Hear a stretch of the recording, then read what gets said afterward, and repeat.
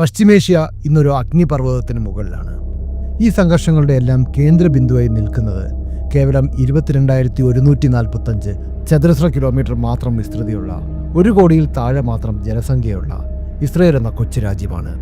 രൂപീകൃതമായ കാലം മുതൽ ചുറ്റുമുള്ള അറബ് രാജ്യങ്ങളുമായുള്ള ശത്രുത ഇസ്രയേലിനെ ഒരു സൈനിക ശക്തിയാകാൻ നിർബന്ധിതരാക്കി. എന്നാൽ ലോകത്തെ ഭയപ്പെടുത്തുന്നത് ഇസ്രയേലിൻ്റെ ടാങ്കുകളോ വിമാനങ്ങളോ മാത്രമല്ല, മറിച്ച് അവരുടെ പക്കലുണ്ടെന്ന് വിശ്വസിക്കപ്പെടുന്ന അദൃശ്യമായ ആണവ ശേഖരമാണ്. ദക്ഷിണ ഇസ്രയേലിലെ നെഗേവ് മരുഭൂമിയിൽ സ്ഥിതി ചെയ്യുന്ന നെഗേവ് ന്യൂക്ലിയർ റിസർച്ച് ഫെസിലിറ്റി അഥവാ ഡിമോണ ആണവ പ്ലാന്റാണ് ഇസ്രയേലിൻ്റെ ഈ ശക്തിയുടെ ഉറവിടം.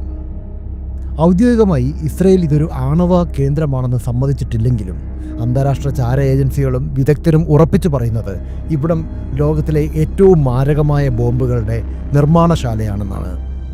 ഇന്നത്തെ വീഡിയോയിൽ ഡിമോണയുടെ ഉത്ഭവം, അതിനു പിന്നിലെ രഹസ്യ നീക്കങ്ങൾ, ആരുമറിയാതെ ഇസ്രയേൽ എങ്ങനെ ഒരു ആണവശക്തിയായി എന്നിവ നമുക്ക് വിശദമായി പരിശോധിക്കാം.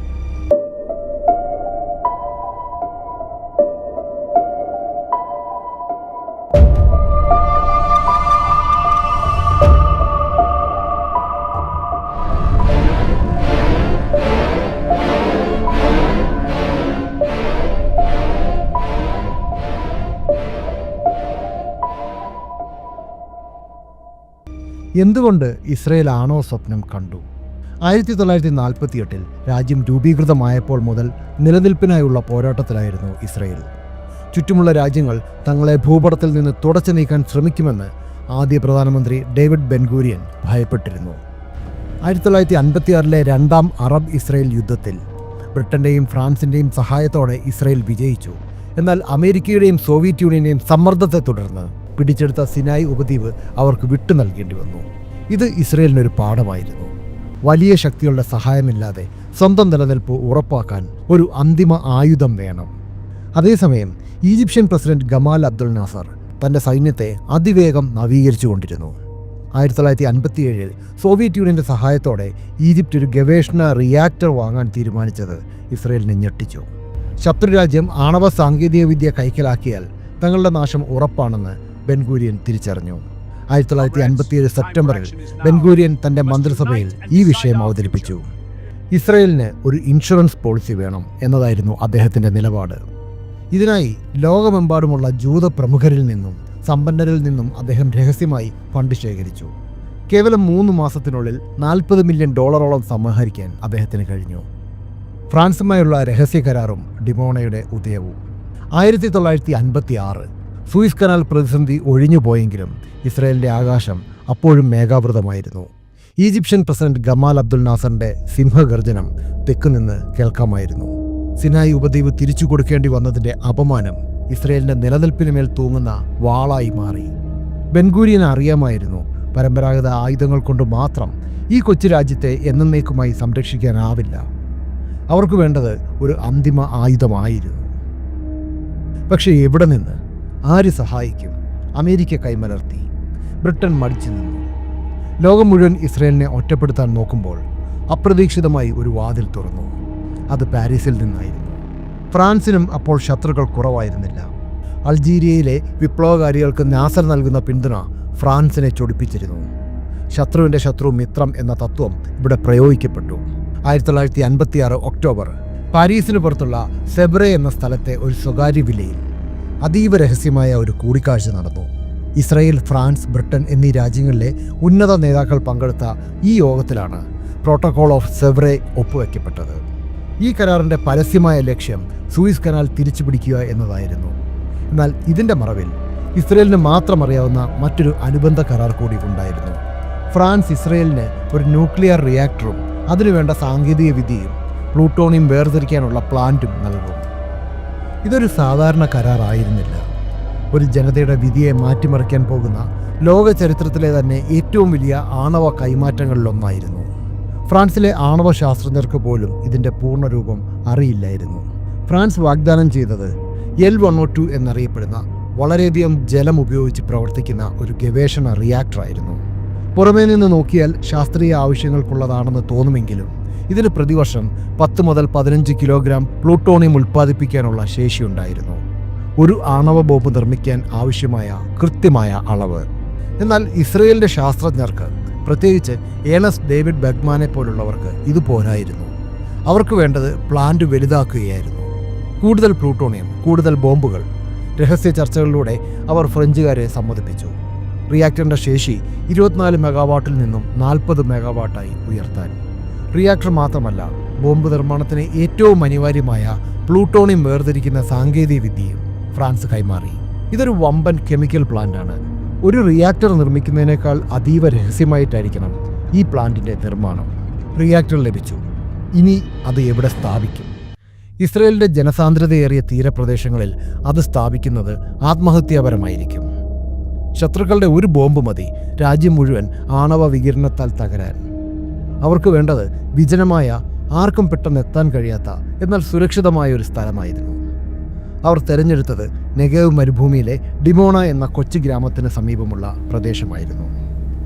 എന്തുകൊണ്ട് ഡിമോണ? ഡിമോണ അന്ന് കേവലം കുറച്ച് വീടുകൾ മാത്രമുള്ള ഒരു ചെറിയ കുടിയേറ്റ കേന്ദ്രമായിരുന്നു. ഒരു ആണവ ദുരന്തമുണ്ടായാൽ പോലും ജനനാശം കുറവായിരിക്കും. മരുഭൂമിയിലെ കുന്നുകളും താഴ്വരകളും റിയാക്ടറിനെ ശത്രുക്കളുടെ ദൃഷ്ടിയിൽ നിന്ന് മറച്ചു പിടിക്കാൻ സഹായിക്കും. ആകാശത്തു നിന്നുള്ള നിരീക്ഷണത്തിന് പോലും ഇത് പ്രയാസകരമായിരുന്നു. തെക്ക് ഏലിയറ്റ് നാവിക താവളത്തിൻ്റെ വ്യോമ പ്രതിരോധ സംവിധാനങ്ങൾ ഡിമോണയ്ക്ക് സംരക്ഷണ കവചമൊരുക്കി. ഈജിപ്തിൽ നിന്നോ ജോർദാനിൽ നിന്നോ ഉള്ള വിമാനങ്ങൾക്ക് എളുപ്പത്തിൽ ഇവിടേക്ക് കടന്നു കയറാനാവില്ല. മരുഭൂമിയിലൂടെയുള്ള പാതകൾ കുറവായതിനാൽ പ്ലാന്റിലേക്കുള്ള വാഹനങ്ങളുടെ നീക്കം എളുപ്പത്തിൽ നിയന്ത്രിക്കാനും നിരീക്ഷിക്കാനും കഴിഞ്ഞു. നിർമ്മാണം ആരംഭിച്ചു. പക്ഷേ ലോകം ഇതറിയരുത്, പ്രത്യേകിച്ച് അമേരിക്ക. അമേരിക്കൻ ചാരസംഘടനയായ CIA അക്കാലത്ത് പശ്ചിമേഷ്യയിൽ അതീവ ജാഗ്രതയിലായിരുന്നു. CIA ചോദ്യങ്ങൾ ചോദിക്കാൻ തുടങ്ങിയപ്പോൾ ഇസ്രായേൽ ഒട്ടും മടിച്ചില്ല. അവർ ഒരു വലിയ കള്ളം പ്രചരിപ്പിച്ചു. ഡിമോണയിൽ നിർമ്മിക്കുന്നത് ഒരു തുണിമില്ലാണെന്ന് അവർ പറഞ്ഞു. മരുഭൂമിയിൽ ഒരു തുണിമില്ലോ? CIAക്ക് സംശയമായി. അഭ്യൂഹങ്ങൾ കൂടുതൽ പരന്നപ്പോൾ കടൽജലം ശുദ്ധീകരിക്കുന്ന ഒരു പ്ലാന്റാണ് ഇവിടെ പണിതുകൊണ്ടിരിക്കുന്നത് എന്നായി ചില ഹീബ്രു ദിനപത്രങ്ങളിൽ വന്ന വാർത്തകൾ. ഈ കള്ളം വർഷങ്ങളോളം തുടർന്നു. ഇസ്രായേൽ പൗരന്മാർക്ക് പോലും സത്യം അറിയില്ലായിരുന്നു. ഡിമോണയ്ക്ക് സമീപം താമസിക്കുന്നവർ കരുതിയത് അവർക്ക് ജോലി നൽകുന്ന ഒരു വലിയ ഫാക്ടറി വരുന്നു എന്നാണ്. ഫ്രാൻസിൽ നിന്ന് റിയാക്ടർ ഭാഗങ്ങൾ എത്തിക്കുന്നത് ഒരു ത്രില്ലർ സിനിമയെ വെല്ലുന്ന ഒന്നായിരുന്നു. റിയാക്ടർ വെസൽ, ഫാബ്രിക്കേഷൻ മെറ്റീരിയലുകൾ, യുറേനിയം തുടങ്ങിയവയെല്ലാം അതീവ ജാഗ്രതയോടെ കൈകാര്യം ചെയ്യേണ്ടവയായിരുന്നു. ഈ നീക്കങ്ങളെ ഏകോപിപ്പിച്ചത് മൊസാദായിരുന്നു. അവർ റിയാക്ടർ ഭാഗങ്ങൾ കയറ്റിയ കപ്പലുകൾക്ക് വ്യാജരേഖകൾ ചമച്ചു. പാശ്ചാത്യ ലോകത്തും അറബ് മേഖലയിലും പ്രചരിച്ചിരുന്ന വാർത്തകളെ സ്ഥിരീകരിക്കും വിധം കടൽവെള്ളം ശുദ്ധീകരിക്കാനുള്ള യന്ത്രങ്ങൾ എന്ന വ്യാജേനയാണ് ഇവ ഇസ്രയേലിലെ ഹൈഫ തുറമുഖത്ത് എത്തിച്ചത്. കപ്പലിൽ നിന്നും ഇറക്കിയ ശേഷം ഈ പടുകൂറ്റൻ ഭാഗങ്ങൾ നെഗവ് മരുഭൂമിയിലേക്ക് കൊണ്ടുപോകുന്നത് മറ്റൊരു വെല്ലുവിളിയായിരുന്നു. ഈജിപ്തുമായി അടുത്ത ബന്ധമുള്ള സോവിയറ്റ് യൂണിയൻ തങ്ങളുടെ ചാരസംഘടനകളെ ഉപയോഗിച്ച് അവരുടെ രഹസ്യാന്വേഷണം വിപുലപ്പെടുത്തിയിരുന്നു. പകൽ സമയത്ത് യാത്ര ചെയ്യുന്നത് ഒഴിവാക്കി രാത്രിയുടെ മറവിൽ മരുഭൂമിയിലെ വിജനമായ പാതകളിലൂടെ സൈനിക അകമ്പടിയോടെ വലിയ ട്രക്കുകൾ നീങ്ങി. ഓരോ യാത്രയും ഒരു വലിയ പരീക്ഷണമായിരുന്നു. ഒരു ചെറിയ അപകടം മതി രഹസ്യം ലോകമറിയാൻ. പക്ഷേ മൊസാദിൻ്റെയും ഇസ്രയേലി സൈന്യത്തിൻ്റെയും കൃത്യമായ ആസൂത്രണം ഈ ദൗത്യം വിജയകരമാക്കി. വർഷങ്ങൾ കടന്നുപോയി. ഇപ്പോൾ അവിടെ പടുകൂറ്റൻ കെട്ടിടങ്ങൾ ഉയർന്നു നിൽക്കുന്നു. റിയാക്ടറിൻ്റെ കൂറ്റൻ ഡോം പൂർത്തിയായിരിക്കുന്നു. 1958 മുതൽ 1962 വരെ ഡിമോണ ഒരു വലിയ ഉറുമ്പിൻ കൂട്ടം പോലെയായിരുന്നു. ആയിരക്കണക്കിന് തൊഴിലാളികൾ, നൂറുകണക്കിന് എഞ്ചിനീയർമാർ, എല്ലാവരും അതീവ രഹസ്യമായി ജോലി ചെയ്തു. ഫ്രഞ്ച് ശാസ്ത്രജ്ഞന്മാർക്ക് ഇസ്രയേലിൻ്റെ ഓരോ നീക്കത്തിലും അത്ഭുതമായിരുന്നു. ഒരു കൊച്ചു രാജ്യം ഇത്രയും ചുരുങ്ങിയ സമയത്തിനുള്ളിൽ ഇത്രയും വലിയൊരു പദ്ധതി നടപ്പാക്കുന്നത് അവർക്ക് വിശ്വസിക്കാനായില്ല. പ്ലാന്റിൻ്റെ ഉള്ളിൽ പ്ലൂട്ടോണിയം വേർതിരിക്കുന്ന കെമിക്കൽ സെപ്പറേഷൻ പ്ലാന്റ് അതീവ സുരക്ഷിതമായ ഒരു അണ്ടർഗ്രൗണ്ട് ബങ്കറിലാണ് നിർമ്മിച്ചത്. പുറത്തുനിന്ന് നോക്കിയാൽ ഒന്നും കാണാനാവില്ല. 1963 റിയാക്ടർ പൂർണ്ണമായി പ്രവർത്തന സജ്ജമായി. ആദ്യത്തെ യുറേനിയം സ്റ്റിക്കുകൾ റിയാക്ടറിലേക്ക് ഇറക്കിയപ്പോൾ ബെൻഗൂരിയൻ അവിടെ ഉണ്ടായിരുന്നു. ഇസ്രയേൽ ഇപ്പോൾ ഒരു ആണവ ശക്തി ആയിരിക്കുന്നു. ഒരു ബോംബ് നിർമ്മിക്കാൻ ആവശ്യമായ പ്ലൂട്ടോണിയം അവർ ഉൽപ്പാദിപ്പിക്കാൻ തുടങ്ങിയിരിക്കുന്നു. പക്ഷേ ലോകം ഇതറിയാൻ ഇനിയും വർഷങ്ങൾ കാത്തിരിക്കണമായിരുന്നു. ഡിമോണയുടെ ജനനം ഇസ്രയേലിൻ്റെ ചരിത്രത്തിലെ ഏറ്റവും ഉദ്വേഗജനകമായ അധ്യായങ്ങളിലൊന്നാണ്. ഒരു ജനതയുടെ നിലനിൽപ്പിനായുള്ള ദാഹവും ഒരു നേതാവിൻ്റെ ദീർഘവീക്ഷണവും ഒരു ചാരസംഘടനയുടെ അവിശ്വസനീയമായ ആസൂത്രണവും ഒത്തുചേർന്നപ്പോൾ മരുഭൂമിയിൽ ഒരു ആണവ അത്ഭുതം പിറന്നു. പക്ഷേ ഈ രഹസ്യം എന്നേക്കുമായി ഒളിച്ചുവെക്കാൻ ഇസ്രയേലിനായില്ല. 1986 മോർഡെക്കായി വാനിനു എന്ന ഒരു ടെക്നീഷ്യൻ ഈ രഹസ്യം ലോകത്തോട് വിളിച്ചു പറഞ്ഞു. അതൊരു പുതിയ കഥയുടെ തുടക്കമായിരുന്നു. പതിറ്റാണ്ടുകളോളം ഇസ്രയേൽ കാത്തു സൂക്ഷിച്ച ആ തുണിമിൽ രഹസ്യം 1986 ലോകത്തിനു മുന്നിൽ തകർന്നു വീണു. തങ്ങൾ വെറുമൊരു ആണവ രാജ്യമല്ല, മറിച്ച് ലോകത്തിലെ 6ാമത്തെ വലിയ ആണവ ശക്തിയാണെന്ന് വനിനുവിൻ്റെ വെളിപ്പെടുത്തലുകൾ തെളിയിച്ചു. ഇസ്രയേലിൻ്റെ പക്കൽ 100നും 200നും ഇടയിൽ ആണവ പോർമുനകൾ ഉണ്ടെന്ന വാർത്ത പശ്ചിമേഷ്യയെ നടുക്കി. രഹസ്യം ചോർത്തിയ വാനിനുവിനെ വിടാൻ ഇസ്രയേൽ തയ്യാറല്ലായിരുന്നു. ലണ്ടനിൽ നിന്ന് റോമിലേക്ക് ഒരു ഹണി ട്രാപ്പിലൂടെ വാനിനുവിനെ മൊസാദ് ഏജന്റുമാർ തട്ടിക്കൊണ്ടുപോയി. മയക്കുമരുന്ന് നൽകി കടൽ മാർഗം ഇസ്രയേലിലെത്തിച്ച അദ്ദേഹത്തെ 18 വർഷത്തെ തടവിനെ ശിക്ഷിച്ചു.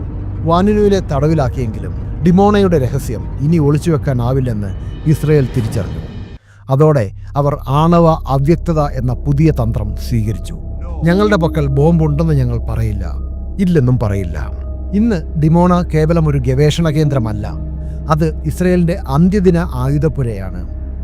2024ലെയും 2025ലെയും സംഘർഷങ്ങളിൽ ഇറാൻ്റെയും ഹിസ്ബുള്ളയുടെയും പ്രധാന ലക്ഷ്യം ഡിമോണയായിരുന്നു. എന്നാൽ ലോകത്തിലെ ഏറ്റവും ശക്തമായ വ്യോമ പ്രതിരോധ സംവിധാനമാണ് ഈ പ്ലാന്റിന് ചുറ്റുമുള്ളത്. ഇറാൻ്റെ പുതിയ ഫത്ത മിസൈലുകൾ ഡിമോണയെ ലക്ഷ്യം വയ്ക്കും എന്നതിനാൽ ഇതിനെ പ്രതിരോധിക്കാൻ ആരോ 3 ലേസർ ഡിഫൻസ് എന്നിവ ഇസ്രയേൽ വിന്യസിച്ചു കഴിഞ്ഞു. 2025-ൽ ഡിമോണയുടെ കമ്പ്യൂട്ടർ ശൃംഖലയ്ക്ക് നേരെ നടന്ന വമ്പൻ സൈബർ ആക്രമണത്തെ ഇസ്രയേലിൻ്റെ യൂണിറ്റ് 8200 പരാജയപ്പെടുത്തി. ഡിമോണയെ തകർക്കാൻ ബോംബുകൾ മാത്രമല്ല, വൈറസുകളും ഉപയോഗിക്കപ്പെടുന്നു. ഡിമോണയിലെ ആ പടുകൂറ്റൻ കോൺക്രീറ്റ് മതിലുകൾക്കുള്ളിൽ ഇസ്രയേൽ ഒളിപ്പിച്ചു വെച്ചിരിക്കുന്നത് ലോകം ഇതുവരെ കണ്ടിട്ടില്ലാത്ത നിഗൂഢതകളാണ്. ഈ പ്ലാനിനെക്കുറിച്ച് പുറം ലോകം ഇന്നും ചർച്ച ചെയ്യുന്ന ചില ഞെട്ടിക്കുന്ന വസ്തുതകളിലൂടെ നമുക്കൊന്ന് കണ്ണോടിക്കാം. നെഗേവ് മരുഭൂമിയിലെ ഈ താവളത്തിന് ഇസ്രയേലി ശാസ്ത്രജ്ഞർക്കിടയിൽ ഒരു രഹസ്യ പേരുണ്ട്, ലിറ്റിൽ പാരീസ്. ഡിമോണയുടെ തുടക്കകാലത്ത് അവിടെ 100 കണക്കിന് ഫ്രഞ്ച് എഞ്ചിനീയർമാരും ശാസ്ത്രജ്ഞരും തമ്പടിച്ചിരുന്നു. അവർക്ക് താമസിക്കാൻ ഫ്രഞ്ച് ശൈലിയിലുള്ള വീടുകളും ഭക്ഷണശാലകളും വരെ അവിടെ ഒരുക്കിയിരുന്നു.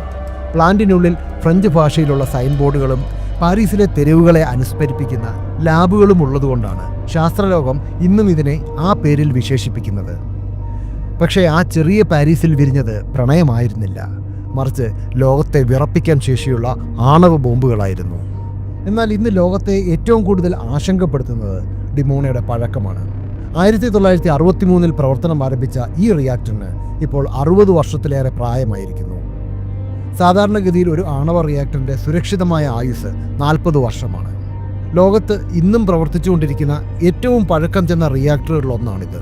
കാലപ്പഴക്കം മൂലം ഇതിൻ്റെ കോൺക്രീറ്റ് ഭിത്തികളിൽ വിള്ളലുകൾ വീണിട്ടുണ്ടെന്നും മാരകമായ റേഡിയേഷൻ ചോരാൻ സാധ്യതയുണ്ടെന്നും അന്താരാഷ്ട്ര ആണവ ഏജൻസികൾ ഭയപ്പെടുന്നു. ഈ ആണവ ടൈം ബോംബ് എപ്പോൾ വേണമെങ്കിലും പൊട്ടിത്തെറിച്ചേക്കാമെന്ന സത്യം ഇസ്രയേൽ അതീവ രഹസ്യമായി വെച്ചിരിക്കുകയാണ്. ഈ ആശങ്കകൾ കേവലം പരിസ്ഥിതിയുമായി മാത്രമല്ല ബന്ധപ്പെട്ടിരിക്കുന്നത്. ഇസ്രയേലുമായി സമാധാന കരാറിൽ ഒപ്പിട്ട ഈജിപ്തും ജോർദാനും പോലും ഡിമോണയെ പേടിയോടെയാണ് നോക്കിക്കാണുന്നത്. കാരണം അവിടെ കുമിഞ്ഞുകൂടിയിരിക്കുന്ന പ്ലൂട്ടോണിയം ശേഖരം അത്രമേൽ ഭയാനകമാണ്. ഏകദേശം 90 മുതൽ 400 വരെ ആണവ ബോംബുകൾ നിർമ്മിക്കാൻ ആവശ്യമായ പ്ലൂട്ടോണിയം ഡിമോണയിലെ രഹസ്യ അറകളിൽ ഉണ്ടെന്നാണ് കണക്കാക്കപ്പെടുന്നത്. പശ്ചിമേഷ്യയിൽ ഇസ്രയേലിന് സൈനികമായ മേൽക്കോയ്മ നൽകുന്നതും ഈ പ്ലൂട്ടോണിയം ശേഖരമാണ്. ശത്രുക്കളുടെ ഏത് ആക്രമണത്തെയും നിമിഷങ്ങൾക്കുള്ളിൽ ചാരമാക്കാൻ തക്ക ശക്തി ഡിമോണയിൽ ഇസ്രയേൽ സമാഹരിച്ചു വെച്ചിട്ടുണ്ട് എന്നതാണ് ഈ പ്രദേശത്തെ രാഷ്ട്രങ്ങളെ ഇന്നും ഉറക്കമില്ലാത്ത രാത്രികളിലേക്ക് നയിക്കുന്നത്. പശ്ചിമേഷ്യയിലെ ഭൗമരാഷ്ട്രീയം മുമ്പത്തേക്കാളും സങ്കീർണമായിരിക്കുന്നു. ഈ സാഹചര്യത്തിൽ ഡിമോണ വെറുമൊരു പഴയ ആണവ നിലയമല്ല, മറിച്ച് ഇസ്രയേലിൻ്റെ നിലനിൽപ്പിൻ്റെ നട്ടെല്ലാണ്. ഇറാൻ്റെയും ഹിസ്ബുള്ളയുടെയും പക്കലുള്ള അത്യാധുനിക ഡ്രോണുകളും മിസൈലുകളും ഇന്ന് ഡിമോണയെ ലക്ഷ്യം വയ്ക്കുന്നുണ്ടെങ്കിലും ഇസ്രയേൽ ഈ മരുഭൂമിക്ക് ചുറ്റും തീർത്ത പ്രതിരോധ കവചം അപ്രീത്യമാണ്. സെക്കൻഡുകൾക്കുള്ളിൽ ശത്രു മിസൈലുകളെ ചാരമാക്കാൻ ശേഷിയുള്ള സാങ്കേതിക വിദ്യ ഡിമോണയെ ഒരു കോട്ടയായി മാറ്റിയിരിക്കുന്നു. എന്നാൽ ഇതിലും ഭയാനകമായ